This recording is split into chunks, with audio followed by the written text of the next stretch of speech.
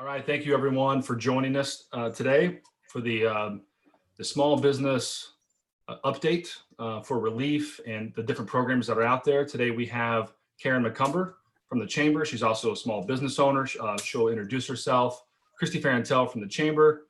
Megan Blair Valero, who is our expert bookkeeper accountant, will be joining us shortly. And then I'm here to help host and also as a small business owner. So if everybody wants to introduce themselves. Sure. This is Karen McCumber, and I run the Center for Entrepreneurship at the Chamber. I also am a small business owner. As Jason mentioned, I own the Sherburne Inn here downtown and have had it for 5 years. Good afternoon. I'm Christy Farantella. I'm the interim president and CEO of the Nantucket Chamber of Commerce, and I'm also a member of the Nantucket Select Board. Thank you, Christy. Megan's going to join us any minute. The idea behind this is to have a conversation about what programs are out there. What can you apply for? It's very complicated. As we all know, it changes every day, if not every week. So we thought to have something working with NCTV 18 that's live, where people can ask questions, for people who are doing this all day. I mean, Christy, Karen, Megan, this is all you're doing really 7 days a week, is answering these questions, working with the state, insurance, you name it. People are working, you're working hard on this. So Karen, do you want to start, kind of give us a basic description of the main programs that are out there for small businesses? Sure, I'm happy to. And I'm going to be throwing out a ton of acronyms here because, of course, it's the government, so that makes perfect sense. Probably just looking at this pretty simply, there are two main programs that we have at our disposal right now. One of them is the Economic Injury Disaster Loan, which is EIDL. The other is the Paycheck, this is not an easy one to say, Protection Program Loan, the PPP. So when I refer to those acronyms, that's what we're talking about. And each one of these has two different components, one which is called forgivable or a grant. So in other words, a loan that you don't have to repay. And then a traditional loan, but the terms are usually pretty nice for the small businesses. So if we look at the first, which is the EIDL loan, that has the main purpose of supporting small businesses just to help them stay in operation. So this is actually an SBA direct program. It's something that's existed for a long time. So for example, when a hurricane hits an area, the SBA has used this program previously. In this case, it's obviously quite unique.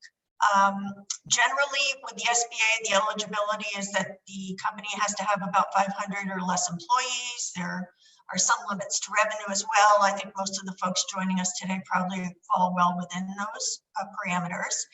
And with the EIDL, you can use it for your basic operating expenses, so rent, mortgage, utilities, payroll, all those kinds of things. The application, which I know we're going to put a link up to the direct application, is available up online on the SBA site. You fill out the application, it's really pretty streamlined and quick. At some point, they will let you know that you actually, they have received your application.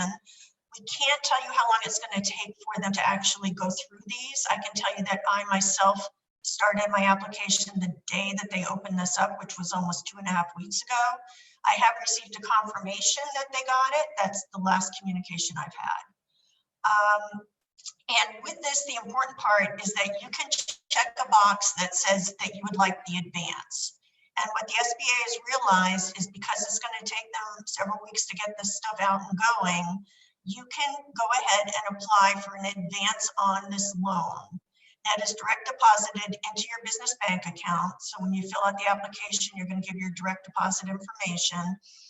And this is going to be based on the number of employees you have. That was information we just got yesterday. So $1,000 per employee. And this amount is forgivable. So in other words, this is something that you do not have to pay back. So that's kind of your EIDL program top line. We can go through the terms and all of that if we want to. Then we have the Paycheck Protection Program, the PPP. That was part of the CARE Act that just came through Congress. This is very much about trying to make sure that people can retain employees, pay them the right amount, so that they don't have to go on unemployment and or can come off unemployment as quickly as possible. So this one is a little bit unique in that there are only certain ways you can use the money. 75% of the money has to be used for payroll. And if you want this to be forgiven, you have to make sure that you keep a certain amount of employees and pay them a certain amount based on what your history is. And when you apply for this, you will be giving them some payroll history so that they know what that is. 25% can still be used for some things like rent, mortgage, utilities. This one's different. You do have to apply through a bank, and it has to be an SBA approved bank. We do know here locally, for example, Cape Cod 5, Rockland Trust, Bank of America are all SBA approved banks. So if you do any banking with those folks, you should be able to file your application. Christy is also going to put up a link to that application. So you download it, fill it out, and then make sure that you go ahead and apply with the bank.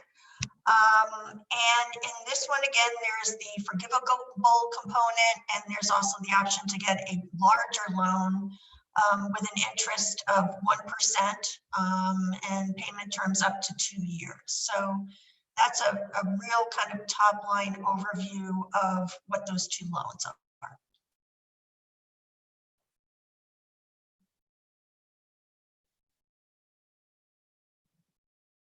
Oh, I think Jason, you're still muted, maybe. Oh. You would think after doing it all these meetings the last 3 weeks that I would understand to unmute it. Christy, was there anything you wanted to jump in on there on those two programs? Oh, I'm sorry, Megan. Thank you for Megan's popping in. Hi, Megan. No, I think Karen covered it. I posted the links in the live chat. The EIDL is going through the SBA, and as Karen mentioned, the PPP is going through your own lender. So for the actual application, you'll want to check with your bank and with your lender. Great. I want to let anybody who's watching, we are going to open this up for questions and comments here shortly. So Megan, we just went over the EIDL and the PPP. I don't know if there's anything that you want to add from your what you're doing with, what you're seeing with your clients.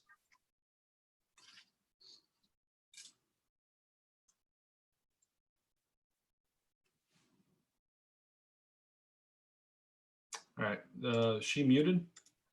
She's not muted, maybe. Maybe the audio is not working. We'll get it figured out here. This is our new normal, right? This is how things how they go, meetings. Technology is a wonderful thing when it works.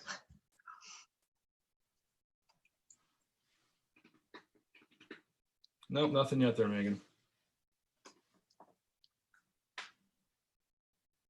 Nope, nothing yet. Not sure what's happening there. Dee, can you help her maybe through the chat? Maybe there's something going on. Oh, while we're figuring that out, I'll ask a question. So I'm a small business. I've got 15, 20 employees. In the winter, I've got 6 to 8. You know, I'm very seasonal, right? Majority of my revenue and profit come in 8 to 10 weeks. Yep. Which one should I apply for? EIDL, PPP, both? If I have people on unemployment, what should I do? Yeah, and thank you for reminding me, Jason. So we are strongly recommending that you apply for both. In some cases, you may not be eligible for both, but at least try. You don't have to accept something just because you apply for it, but at least you're going to have the choice.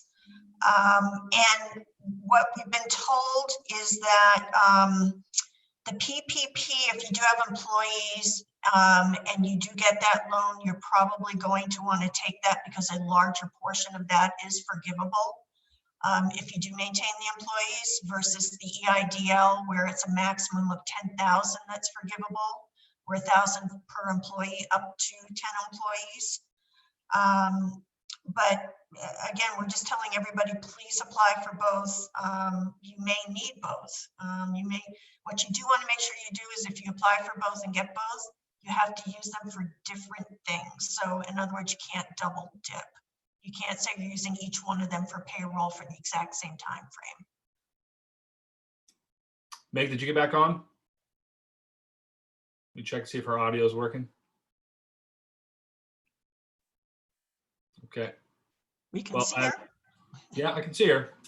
Okay, I don't know if her audio is working or not. Now she might be frozen, or she's standing really still. Oh, There she is. So I guess my question, you said something about some portion of the PPP is forgivable. correct. How does that determine? I'd hate to be able to get $50,000 and I'm thinking that everything is forgivable, but it's not. What's the criteria? Right. So what they're saying is that it's 2.5 times your average monthly payroll. And again, it is forgivable if you use at least 75% for your payroll expenses. How you calculate that, what your monthly payroll is, really depends on what kind of business you are. As you mentioned, if you're seasonal, it gets a little trickier. I'll tell you that myself as a seasonal employer too with an inn, I took 2019 payroll in total.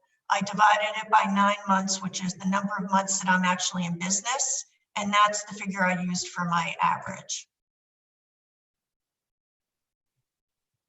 Okay, Christy, what are you hearing from all the business that you're dealing with at the chamber? You have 700 members. What are people saying? What are they doing? Are they doing both these programs? Are they having difficulties? Yeah, I would say most people are trying to apply to both programs. We've been encouraging everybody to apply to both programs. I think the number one question really is that seasonal component, and that's where we've been trying to get a lot more clarification. There's a lot of seasonal restaurants who are saying, okay, if I apply right now and get the 8-week PPP loan, but then I don't open, how do I actually use these funds? How do I make sure that I get the part that's forgiven? You know, is it worth even applying? So that's a lot of the questions we're getting is from the seasonal part, is making sure that they get the right information and the right tools for their business. Megan, are you with us now? Do you want to jump in at all? I am. Can you hear me okay now? Yeah, we can hear you. I had to ditch the full-size computer and go phone. Okay. So I think, you know, I'd echo a lot of what Christy just said about the seasonal folks, and what we're finding is just wild differentials in the interpretation bank to bank. So I think for small businesses, it is exceptionally important to make sure you're in touch with the bank that you're planning on borrowing from, instead of reading online resources and putting together an application and then going to the bank, because, you know, we deal largely with 5 different banks, and every single one of their applications and their interpretation of how this is going to work is different. Mm-hmm. Yeah, and I think it's important to note that even if you have applied already, especially for the PPP, do not go back and then try and reapply. It's just that when you actually start discussing things with your bank, you can go ahead and you know, provide the adjustment, etc. They do not allow for you to apply twice. Okay. Meg, since you're on here and we got you working, are you seeing most of your clients applying for both? Has anybody seen any relief yet? No, I think a lot of our clients first applied for the EIDL, and I think are still waiting for those magic 72-hour funds to appear in their bank account. But most are applying for both. Almost all have some element of the unemployment benefit, but not many found an application for the Family's First medical leave, just because they really had to lay people off before that even came into play. Right. Okay. It looks like the live chat is up. I did get some questions on Facebook. Christy has her hand up. Oh, sorry, I didn't see it. Sorry. I just want, Megan, do you mind spending a couple minutes going over the expanded family paid medical leave, because I think that's something that we haven't touched on as a resource Right. for businesses. Sure. So that's largely going to be done through your payroll processor. And if you're doing your own payroll, you should really be setting up codes. And where this comes into play is if you have team members that are ill or are home caring for someone who is ill, or are unable to work because their children's school or childcare has been canceled, you are going to be required as an employer to provide this benefit. And the way that that works for small businesses is you will then get a tax credit on the back end. So you'll get credit once you can establish, how much of this you paid out. There are some like fast money sort of, you don't have to wait until the end of the quarter to apply for the money, because I know a lot of people just don't have cash to put out for this sort of thing. So it's really intended to expand paid time off, and is somewhat similar to what we would see in the state of Massachusetts coming in the future with our paid family medical leave benefits that just haven't kicked in yet.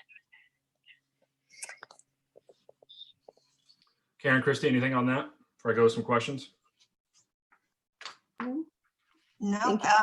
I think just that there is an exemption, certainly, I know, for small businesses, if for some reason they can prove that it is a direct hardship to be able to pay that out, that I think they can file for some kind of exemption.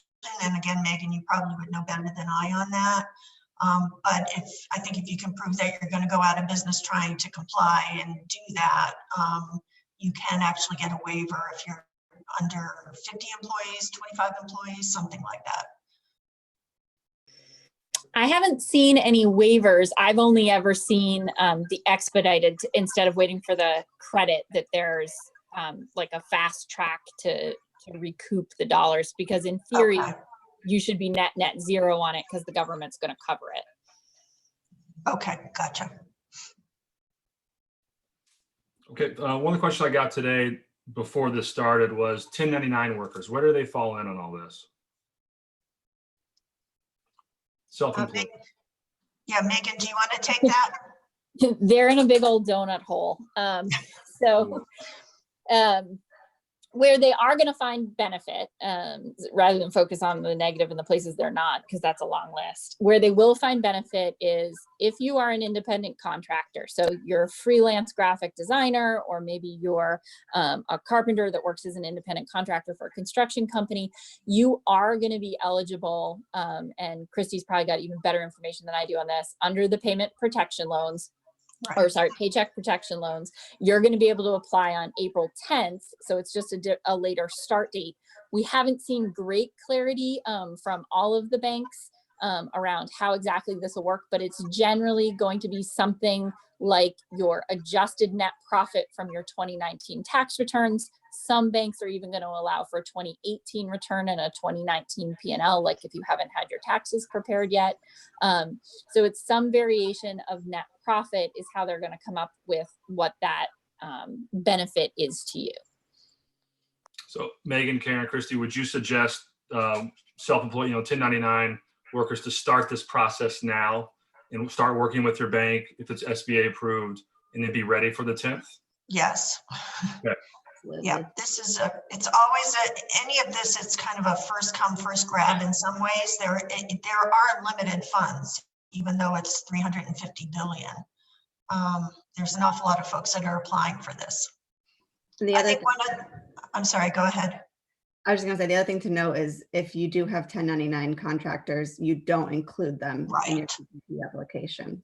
Correct, in your calculation for your payroll, correct. Okay, I had another question. I'm a small business owner with no employees, and I don't take a paycheck. What program is there for me? More likely than not that you're going to fall under the paycheck protection loan, sole proprietor or single member LLC without employees. So that's the April 10th deadline. Okay. Although you may be able to apply for the EIDL as well. Right, especially if you do have an LLC or some kind of corporate structure. Okay. Is there any disadvantage to applying for both of these? Is there any group that shouldn't apply for something, right? What is the worst case scenario? You get denied? I know there's some fear on, well, if I put all this work in, is it going to put me in a certain box and be flagged? No, I mean, so a couple things. First is the paycheck, the PPP is only open for applications until June 30th, whereas the EIDL is actually open for applications through December of this year. Also with the EIDL, you have up to 6 months to accept it after they tell you that you're approved. So, so you can go ahead and do what you're going to do with the PPP and then figure out what you need after that. I think the most important thing to do is really to sit down and take a look and project out your cash needs over the next 3 to 6 months and take a really hard look at what that cash flow looks like so that you understand how much you need to accept when they do get back to you and offer you something. And I was just going to add, I know Karen mentioned it earlier, but the two programs have to be used for separate and separate expenses. So you can't use the PPP to cover maybe April and May payroll and also use the EIDL for those same payroll for those same employees. So you just have to make sure that you have really good bookkeeping and really good track of everything. Exactly. Work with your bookkeeper. Yep. So someone just wrote in, I'm a seasonal business, but paid my employees 1099 last year. Will PPP still work for me? I think you just addressed that. Yeah, that's an interesting one because you're not, the employer themselves would not be able to show then, they're going to show their payrolls, their average payroll is going to be just themselves potentially, I would imagine, if it's all 1099. So that might be one where the EIDL is going to make a lot more sense. Is that right, Megan? The question before, small business owner with no employees and don't take a paycheck, is that the same thing? It's not the same thing as what that question is. So there are completely legitimate reasons to, pay everybody that you worked with as a 1099. There's also some circumstances, and I'm not saying this is the case in this specific circumstance at all, but where business owners, because payroll can be expensive, choose to pay people as 1099 contractors. And this is a constant struggle, particularly within the trades community. And the real downside to that right now is if we skirted the rule and we paid people as 1099s, now they're not eligible for unemployment benefits. And when we go to apply for something like this paycheck protection loan, we're just not going to have the numbers to document and show it. And that's, sadly, the position that some folks are just going to be in. Thank you for that. There's no other questions, comments up right now. Well, I'm sorry, Rebecca, if we are currently not open and only open during the summer, does that mean we cannot apply for PPP? No, that means you definitely can apply for PPP. Right. As long as you rehire and or reinstate the employees to the level that you are saying is your standard, if you will, by June 30th, then you still would be eligible for that forgivable portion. Is there any advice for the small businesses on unemployment? I know everyone's, furlough, unemployment, keep paying my staff. Like, I know it's gonna be different for everybody. Is there any criteria, anything on a website, any advice? We've generally been telling people, if you're closed for business, this is what unemployment insurance is for. If you've laid off your folks, let them use that benefit. Now's not the time to try to get crafty about any of this. And unfortunately, there will be people that try to do that. But what's important for small businesses to understand is normally we view people claiming unemployment against our businesses a negative thing. However, in this time, what particularly here in the state of Massachusetts, they are doing is they are not affecting what's called your experience rate because you have claims against you at this point. So if you are not putting people back to work right away, this is a really good benefit to keep your people, in groceries and hopefully their rent, at least part of it. And they are getting that additional federal benefit of $600 a week for a period of time. So really, as employers, one of the best things we can do is make sure that we're being responsive as claims come through to make sure that those get expedited and we get, money in people's bank accounts so they can buy groceries and take care of the things they need to take care of as families. And if you're getting questionnaires for periods you've already filed, like if it's asking you for wage reporting for an employee for 2019, and you've done all of your wage reporting and remittance with the Department of Unemployment, that should be a signal that there's something wrong with the person's claim. Either they may have put the wrong name, the wrong social security number, or the wrong start and end dates for you as an employer, or you may have had their information wrong in the first place. And we're seeing a fair bit of that coming out in the wash. It is surprising the number of people that just struggle to get the right last name and social security number in there. So it is unfortunately a little bit of a hassle, but working with Department of Unemployment and the employee to get that straightened out as quickly as possible, because it is going to hold up their benefits. If you're the employee, I would take the information from your W-2 and use that when you're putting your claim in, even if maybe they've got an extra letter on the end of your last name or something like that. File with the information that's on the W-2. You can always sort out a typographical error later, but that will expedite the claim. That's great advice, Megan. And I was just going to add that we have had an expanded unemployment, so 1099 employees would be able to file.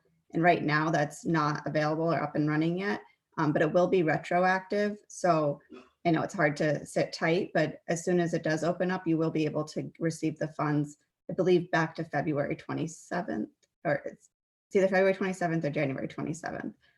The other thing is the Mass DUA is doing virtual town halls. So if you guys have any questions about how to apply, they're fielding a lot of questions at the same time. And I've listened on a couple of them and found them to be very helpful.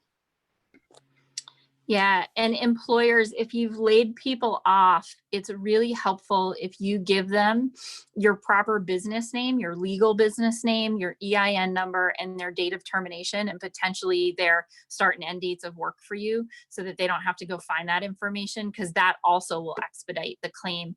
Sometimes as employers, like, our legal business name isn't necessarily the name on the front of the store. And so an employee might not know to associate, Fogged in Bookkeeping My Company with the name on their paycheck or something like that. So we can really sort of help people out by just giving that information out front. Thank you, Megan. Small employer like myself, I don't have a lot of unemployment. Do I need to be looking to see if people are applying, even if they worked last year, so I can help expedite it? Or does it happen regardless of what I do as an employer? Clean claims, which means all the information matches up to your filing, will go straight through, and they're not requiring questionnaires like they normally would. So those claims will go right through, and you'll get what's called a determination or a monetary determination notice. And those will be in your correspondence inboxes on your DUA web access, which is only available prior to 7:30 p.m. They actually close the website at night. So if you want to check on those, you have to plan to do it during the day. That's for real. And yeah, I would say, like, we've noticed a real like, normally you get an email communication when someone claims, and we're just not getting those emails for our clients. So we are suggesting that, every 2 or 3 days, just pop in that DUA, look in the employer correspondence, and just check and see if any claims have come through that might need clarification or wage reporting from you.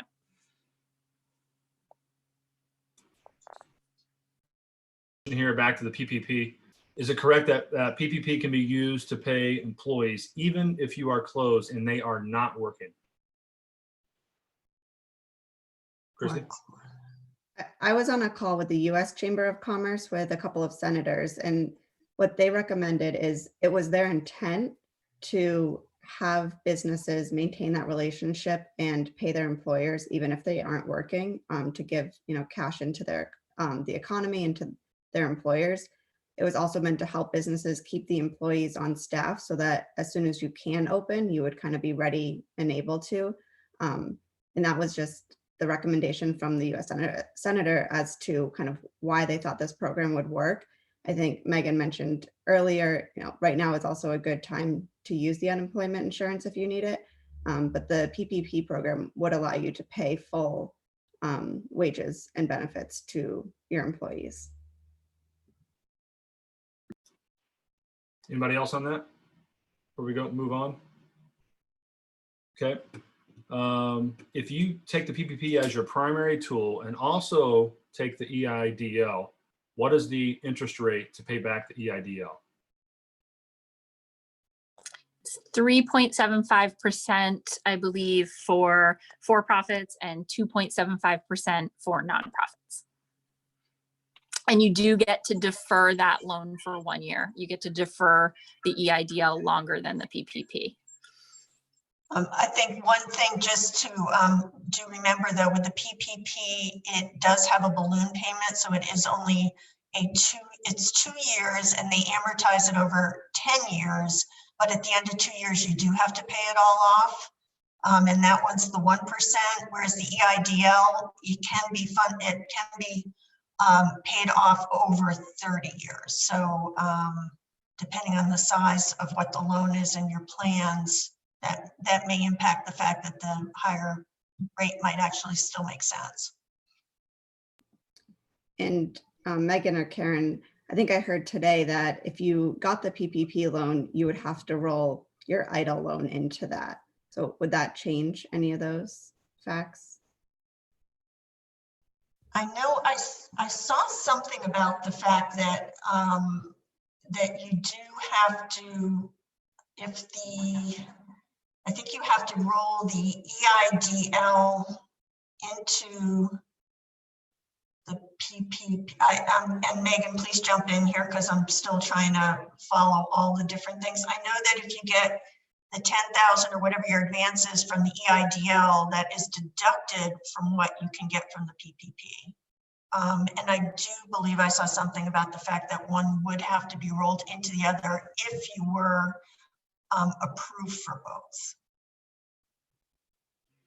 Yeah, and my understanding of that is it comes down to an order of operations. So if I apply and close on my PPP loan and then later go try to apply for an EIDL loan, my forgiveness is going to be limited. And the forgiveness on the EIDL would have to get rolled into the PPP, but there potentially could be other funds available to me, like you had mentioned at the beginning of this, but I'd have to use it for other purposes and that kind of thing. And so I have to be careful of my order of operations. And again, I think it's, what you had said, Karen, before is really smart. You have to understand your cash flow. You don't want to go borrowing money you're never going to pay back, right?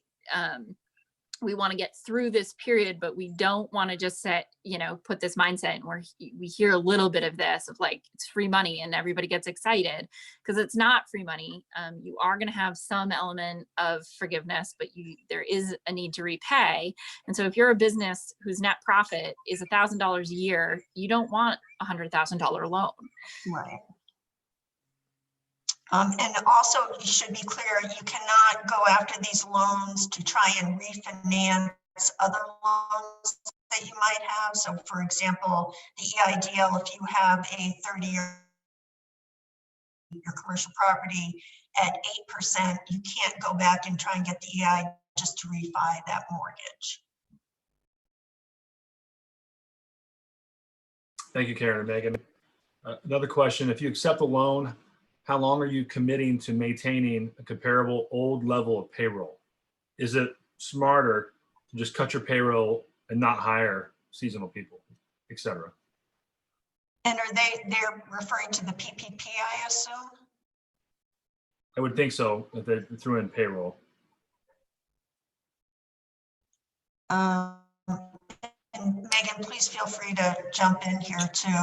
So on the PPP, you've got to maintain this payroll. It's for an 8-week window after the loan is granted. So for a lot of people, that's probably going to be May and June.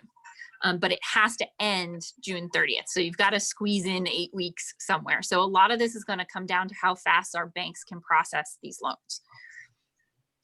Is that true though? I know that you have to apply by June 30th, but it was my understanding as long as you rehired someone by June 30th, that the 8 weeks potentially, if you're not approved until the beginning of June, that those 8 weeks could potentially be then June and July.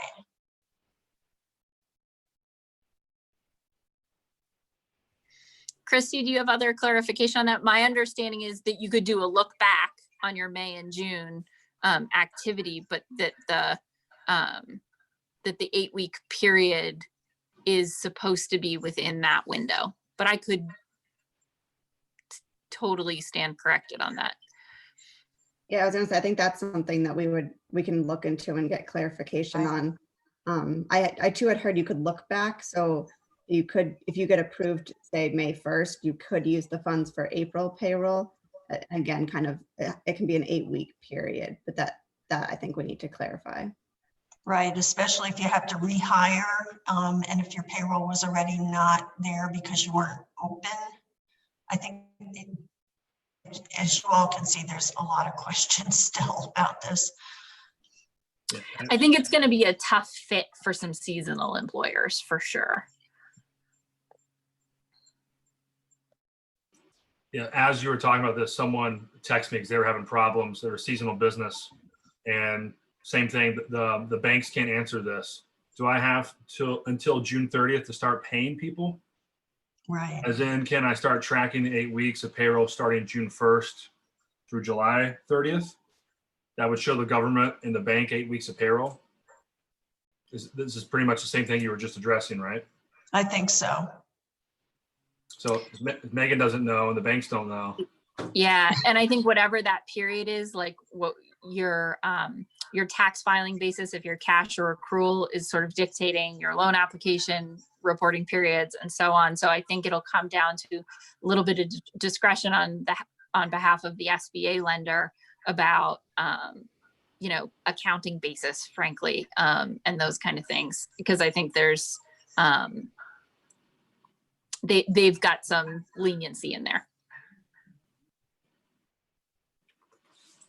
Thank you. Next question. As a seasonal business owner, is it better to continue paying my current staff, covering their expenses with the PPP, or advise them to apply for unemployment? I know we've kind of touched on this, but it's all confusing. Yeah, it certainly is. And I think this is where it gets very tricky, and every business is different, and every business's relationship with their employees and their cash basis and where they are is different. So I think, we always recommend having a thorough discussion with your bank, with your accountant, bookkeeper, and legal, if you have that as well, especially HR legal, to talk through this and really run the numbers as well and understand what's going to be best. In some cases, there's hard choices, I think, because it might be better for the business and yet not as great for the employees right at that moment. But then on the flip side, if your business now is that really great for employees anyway. So, a lot of questions there. I also think there's an element here, and I agree wholeheartedly with Karen, we've done a lot of side-by-side comparisons. You make the spreadsheet both ways and see how it works out, right? Run your numbers. But I think there's also elements in here of what percentage of your workforce is seasonal visa employees that has to be taken into consideration, because we know that sort of factors into your PPP loan application. If those workers are not able to come this summer, what does that mean to your business? And do you really need to secure your local folks, your college students, your folks that are not here on visas early? And that's got to sort of be a part of the projection that is not monetary.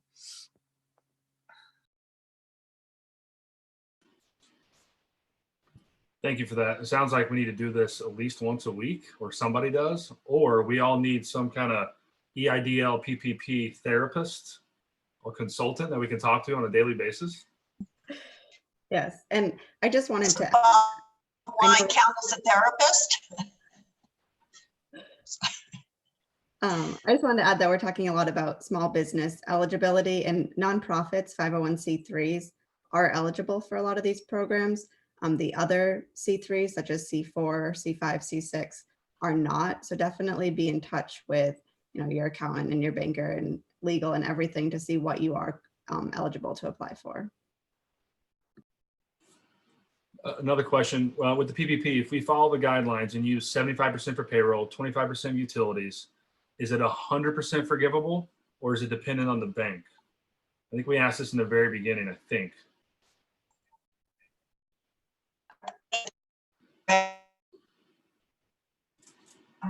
So you have Then to, it should be.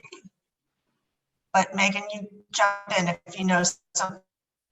so it's a little bit of a circular reference math thing, because you've got to get your 75% of the loan isn't entirely accurate, because you have to get your staffing levels to meet True. or exceed the number that they're trying to hit at. So you may have to use more than 75% of the loan, in some circumstances. That would be unusual, but it's possible, depending on sort of where your various funding requirements are. But I couldn't think of a circumstance, and well, I guess you could, if you had really, really high rent that fell within 25% and your employment numbers worked out right. Yeah, you could have 100% forgiveness, but I think we're going to see that as the exception to the rule.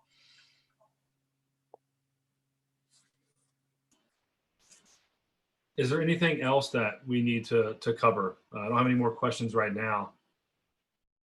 Any other loans, any other thing with unemployment, anything else small businesses need to know? One thing I did mention is if you did apply for the EIDL early on, right in the beginning, and it was a much longer application, they came out with a more streamlined one last week. They are asking everybody to reapply using that form. Number one, because that's the only way you can get the advance. And number two, they are just asking everybody to go through that. I think maybe they were asking for some different information.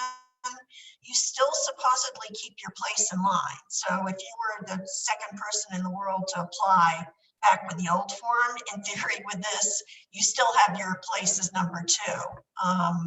But I would definitely make sure you go back, take that link and fill out that streamlined application. Megan, did you have anything? Yeah, I would say that, I think there's a lot about this entire situation that is just overwhelming to people.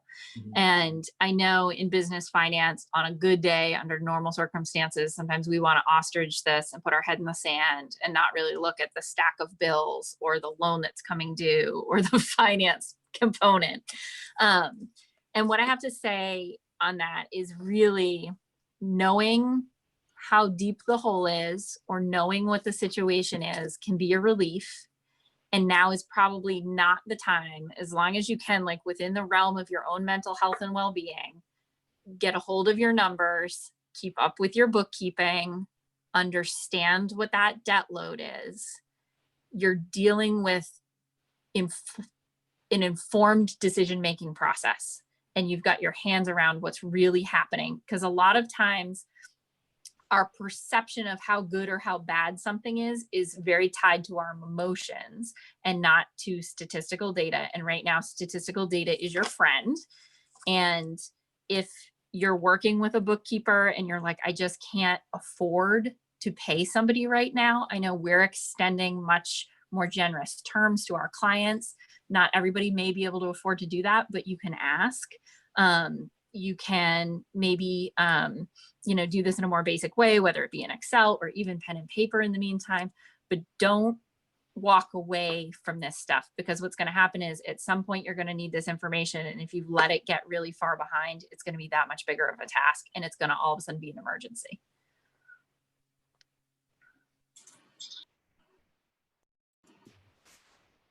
Thank you, Megan. Christy, did you have something?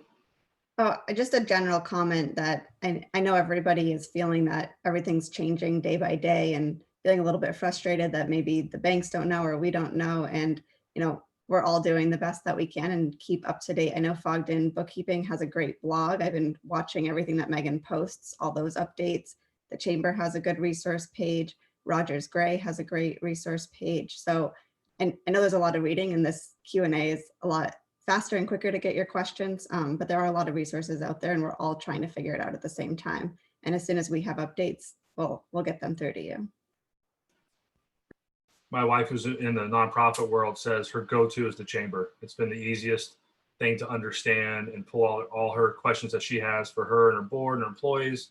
The Chamber site is her go-to. So you guys have done a really great job, Christy. Thank you. I got to give credit to Karen. She's created a really great fact sheet.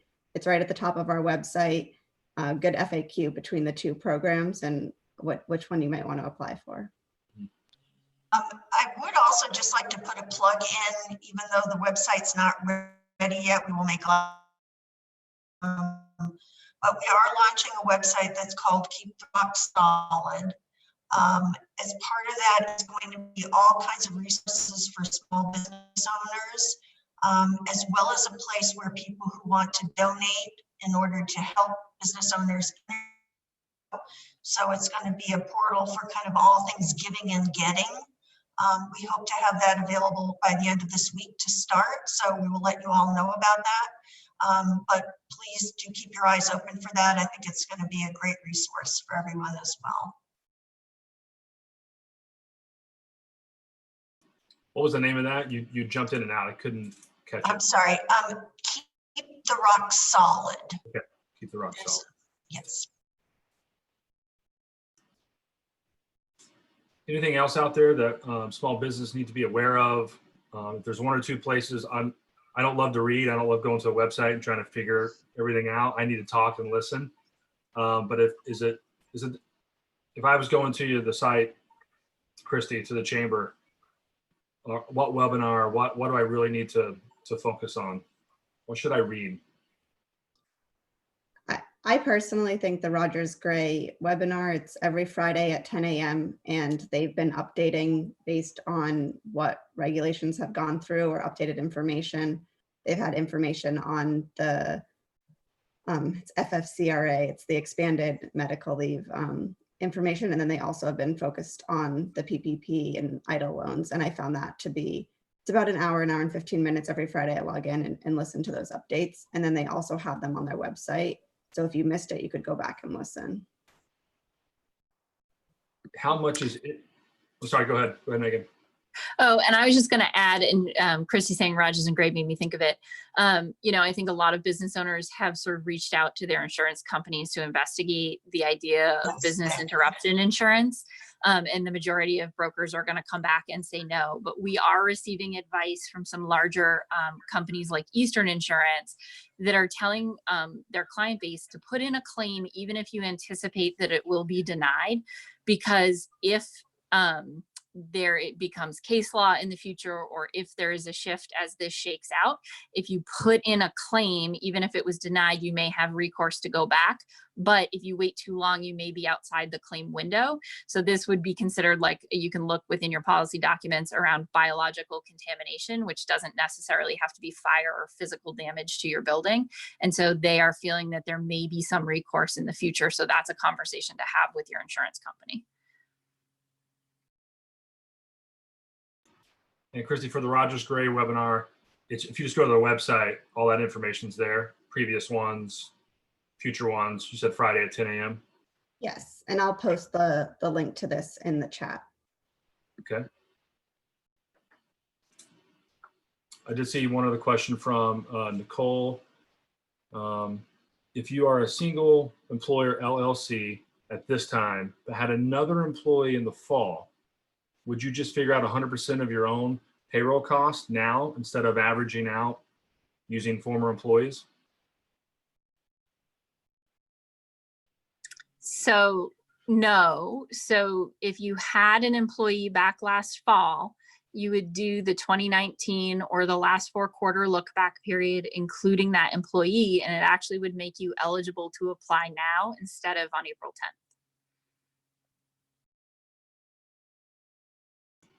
As long as you paid that person on payroll and not as an independent contractor.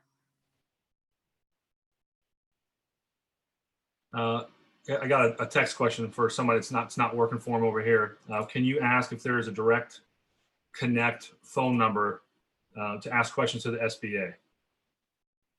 They're putting a lot of the liability on the banks to guarantee the loans. Do you have that secret number, Megan? Right? If I had that. And actually, if I had that, it wouldn't do me a lot of good, because ultimately the gatekeeper to the loan ends up being my bank. And so it's my bank's interpretation of how this is going to apply that ultimately dictates how this is going to work. We're seeing some banks that the way that they're applying this is wildly different than any documentation from the Treasury and the SBA, and their customers are just at their whim. I don't even want to say the name of the bank because I don't want to be disparaging to anybody, but we're seeing like some very large lenders that are taking advice that was maybe applicable 3 weeks ago, but as of last night's update from the Treasury, or even things from a week ago, is completely off base, and their customers just are at that whim. So I think really the relationship with your banker, your lender, is going to be what dictates how this works for you. This texter also said, they're just trying to get an answer so they can, they start the payroll now or later. And so, yeah, that's their understanding of what you just said, Megan. So thank you. I love this real time connection. It's nice. All right, we've been about 45 minutes. That was our goal, to try to keep this not too long, but long enough to get some good answers. Is there anything else in closing anybody wants to throw out there? I was just going to add, I know Karen and I have received the #1 question the past 2 days is kind of when will we hear a response? And so Karen, do you want to answer that question? And once again, if I had the answer to that one, I would be a millionaire. What we've been told again is that for the EIDL, when you apply, you will get a confirmation. I've experienced that myself. We are supposed to be getting the advance funds supposedly in about 3 to 5 days after applying. I will tell you that I reapplied last week using that shorter form that I was supposed to. As of today, I don't see any wonderful deposits in my bank account. So I'll keep monitoring that and be happy to share if that does change. And the PPP, I think the banks are so overwhelmed. Gosh, I would love to be able to have a banker on this call at some point in the future so that they can talk to us about what they expect. Megan, anything as we get closing here? The only other thing that I would add, that's more about sort of, taking good care of our employees when we can, is that in these circumstances, we are allowed to give money to our employees as non-taxable wages for the purpose of keeping them afloat through a disaster or emergency, as long as those funds are used for reasonable expenses. So maybe that's for childcare. I know that we personally have given some of our employees that have children at home some long leash with our Amazon account, because keeping their kids busy means keeping them working for us, and things like that. So you want to check with your tax preparer about how that's applicable to you, but it is possible. It goes through as non-taxable wages to the employee, which means they're not going to pay income tax on it, on their W-2 and such. You're not going to be responsible for including that in your retirement contributions and that kind of thing. So it can really be mutually beneficial if you've got the cash on hand and if you're able to support your employees in that way. Sometimes that can be a really nice gesture, if nothing else. Thank you, Megan. So I want to thank everybody for doing this and taking time out of your busy day to help educate everyone. This is going to be posted on YouTube later. So if you know somebody who would really benefit from listening to this, you can send them the link. You can put it on any social media account, throw it on Facebook, send it to them. It'll be edited. Links will be put in. And I think it's going to be a great resource for everyone. And maybe we'll do it again next week. So I want to say thank you to Christy and Karen from the Chamber. You guys are doing an amazing job. And Megan, you are my go-to person on just about everything. So I hope that you are drinking a lot of coffee and handling it well. We're trying, and we have our Handlebar Mayor Hansen Christmas mugs out. And thank you for putting this together. Really informational. My pleasure. It's been really my knowledge is higher every time I do this, and I can make better decisions. So thank you, everyone. Thank you, NCTV 18. They did this in about 18 hours. We came up with this yesterday afternoon, this idea, and they got it all together. So thank you. Amazing, guys.